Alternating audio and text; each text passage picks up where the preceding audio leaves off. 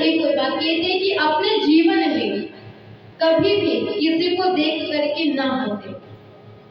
ये बात भी हमेशा ध्यान रखें कि अपने जीवन में कभी किसी को देख करके ना हंसे। जैसा आपको बीच कथा में बताया गया था कि हमें तो भगवान का धन्यवाद देना चाहिए कि भगवान ने हमें पूरा शरीर दिया, स्वस्थ शरीर दिया। लेकिन इस दुनिया में कई सारे ऐसे भी हैं जिनका शरीर पूरा नहीं है। कोई अपंग है, कोई अपाहिज है, किसी की आंख नहीं है, किसी का हाथ नहीं है, किसी का पैर नहीं है। भगवान ने अगर किसी को सुंदर बनाया है, महाराज किसी को पुरुष भी बनाया है। तो ऐसों को देख करके जीवन में हमें कभी भी नहीं हंसना चाहिए। और अगर किसी को देख करके अगर हम हंसे हैं, किसी को देख करके हम हंस दिए हैं, तो महाराज उसी की एक तस्वीर लेकर के अपने पास में रख देना, क्योंकि वैसा ही रूप एक बार हमें भी लेना पड़ेगा, वैसा ही रूप एक बार हमें भी धारण करना पड़ेगा। इसलिए इस बात का ध्यान रखें कि जीवन में कभी भी किसी को देख करके ना हंसे। क्योंकि महाराज देखो, शिव पुराण में बात आती है, कहते हैं कि जब सृष्टि की रचना की गई तब शंकर जी ने ब्रह्मा जी को बुलाया और ब्रह्मा जी से कहा था कि आप इस सृष्टि की रचना करो, आप इस सृष्टि को बनाओ, आगे बढ़ाओ। और महाराज जब इस सृष्टि को आगे बढ़ाने के लिए कहा, सृष्टि की रचना करने के लिए कहा, तब यहाँ पर जो ब्रह्मा जी है वो भी मन में सोचते विचार करते कि मैं क्या करूं, किस चीज की रचना करूं, कैसे इस सृष्टि को आगे बढ़ाऊं। तो वापस भोले बाबा के पास में आते और आकर के पूछते कि मैं कैसे इस सृष्टि को आगे बढ़ाऊं, मैं क्या रचूं, किस चीज की रचना करूं। तब महाराज आज यहाँ पर जो भोले बाबा है वो सबसे पहले ब्रह्मा जी को अर्धनारेश्वर स्वरूप का दर्शन देते हैं, आधे ईश्वर और आधे पुरुष का। महाराज अर्धनारेश्वर शरीर का दर्शन देते हैं, अर्धनारेश्वर रूप का, और दर्शन देकर के कहते हैं कि आप इस तरह रचना करोगे। देखिए महाराज यहाँ पर जो शिव जी है उन्होंने कहा था कि आप आधे स्त्री बनाओ और आधे पुरुष बनाओ। लेकिन यहाँ पर जो ब्रह्मा जी महाराज जो समझ नहीं पाते उन दोनों को मिला करके बना देते और कहते जब ब्रह्मा जी रचना करते हैं तो सबसे पहले महाराज इस सृष्टि पर जो किन्नर होते हैं उनकी रचना की गई थी, सबसे पहले वो आए। और महाराज आज यहाँ पर जैसे ही रचना की गई तो जो विष्णु भगवान है वो भी आते हैं देखने के लिए कि मैं भी तो देखूं जो ब्रह्मा जी है इन्होंने किस चीज की रचना की है, किस चीज को रचा है।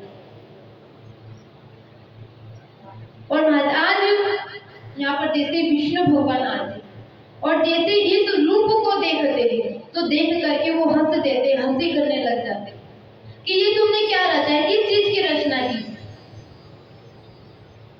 और महाराज आज यहाँ पर जैसे ही विष्णु भगवान हंसी करते हैं तब यहाँ पर जो शिव जी है वो उनसे कहते हैं कि बोले आपने इनकी हंसी की, आप इनके ऊपर हंसे तो एक रूप आपको ये भी ग्रहण करना पड़ेगा, आपको एक अवतार ये भी लेना पड़ेगा, इस रूप में भी आपको आना पड़ेगा।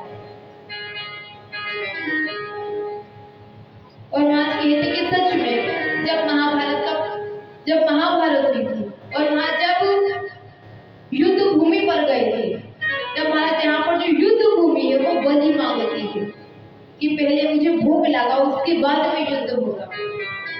जब बलि मांगती है तब महाराज आज यहाँ पर जो कौरव है वो तो बहुत खुश होते, प्रसन्न होते हैं। क्यों? क्योंकि जो कौरव है वो कहते हैं कि हमको 100 भाई है, अगर एक की बलि भी दे देंगे तो 99 कौरव बचेंगे। लेकिन जो पांडव है बोले ये केवल 5 भाई, अगर इसमें से भी एक की बलि दे दी जाएगी तो मात्र 4 बचेंगे। तभी महाराज आज यहाँ पर जो मेरे गोविंद है वो कहते कि नहीं मैं ऐसा नहीं होने दूंगा। बोले जो 5 पांडव इनमें से किसी की बलि नहीं दी जाएगी, 5 पांडवों को कुछ नहीं होगा। तब महाराज आज यहाँ पर जो अर्जुन है उसे कहा जाता और कहते हैं मेरे गोविंद कि जब तुम वन को गए थे, जब तुम्हें वनवास हुआ था, जब तुम वन में गए थे, बोले तब वहां पर तुम्हारा एक पुत्र होगा, का, जिसका नाम था आरावण। तो बोले तुम जाओ और जा करके अपने उस पुत्र को लेकर के आओ, हम उसकी बलि देंगे, उसकी बलि चढ़ाएंगे। तब महाराज यहाँ पर जो आरावण है उसको लाया जाता है और उसकी बलि दी जाती है। अब यहाँ पर जैसे ही आरावण की बलि देने लगते हैं तब महाराज कहते हैं, और शिव पुराण में भी ये बातें निकलती थी कि अगर कोई कुंवारी अवस्था में मर जाता है, उसकी मृत्यु हो जाती है, तो महाराज कहते हैं उसे मोक्ष की प्राप्ति नहीं होती, उसके लिए हमें कथा वगैरह करवानी पड़ती है। तो आज यहाँ पर महाराज जो आरावण है वो भी कहता है कि मेरा विवाह नहीं हुआ है, मुझे शांति नहीं मिलेगी, आप मेरी बलि दे दो, मैं अपनी बलि देने को तैयार हूँ, लेकिन बलि से पहले आप मेरा विवाह कर दो, मेरी शादी करवा दो, और विवाह के बाद में आप मेरी बलि दे दो। जैसे कहा जाता है, तो आज यहाँ पर जो मेरे गोविंद है वो सभी द्वारपालों को, सभी सैनिकों को भेजते और कहते हैं कि जाओ, जाकर के कोई एक कन्या लेकर के आओ, हम आरावण का उससे विवाह करेंगे। और माँ मेरे गोविंद की ऐसी लीला होती है कि उस समय माँ सब जगह देख लेते, सब जगह ढूंढ लेते हैं, लेकिन एक कन्या विवाह के लिए नहीं मिलती। हर जगह जाकर के ढूंढ लेते, हर जगह जाकर के देख लेते थे, लेकिन यहाँ पर विवाह के लिए कोई नहीं मिलता। और जब विवाह के लिए नहीं मिलता है तब हमारा जो आरावण है वो कहता है कि नहीं, पहले मेरा विवाह करो और विवाह के बाद में आप मेरी बलि देना, मेरी बलि को चढ़ाना।